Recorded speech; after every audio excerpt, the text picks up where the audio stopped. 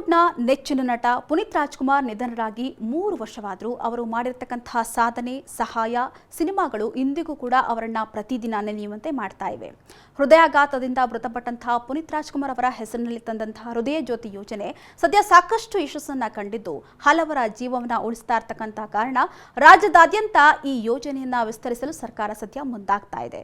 ಹೌದು, ಹೃದಯಾಘಾತ ಸಂಭವಿಸಿದಂತಹ ಸಂದರ್ಭದ ಗೋಲ್ಡನ್ ಅವರ್ನಲ್ಲಿ ಜೀವರಕ್ಷಕ ಚುಚ್ಚುಮದ್ದು ನೀಡುವಂತಹ ಪುನೀತ್ ರಾಜ್ಕುಮಾರ್ ಹೃದಯ ಜ್ಯೋತಿ ಯೋಜನೆಯನ್ನ ರಾಜ್ಯದ ಎಲ್ಲಾ ತಾಲೂಕುಗಳ ಆಸ್ಪತ್ರೆಗಳಿಗೂ ವಿಸ್ತರಿಸಲು ಆರೋಗ್ಯ ಇಲಾಖೆ ಮುಂದಾಗ್ತಾ ಇದೆ.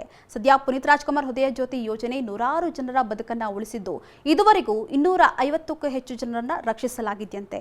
ಸದ್ಯ ರಾಜ್ಯದಾದ್ಯಂತ 86 ಸರ್ಕಾರಿ ಆಸ್ಪತ್ರೆಗಳಲ್ಲಿ ಮಾತ್ರ ಈ ಯೋಜನೆ ಇತ್ತು.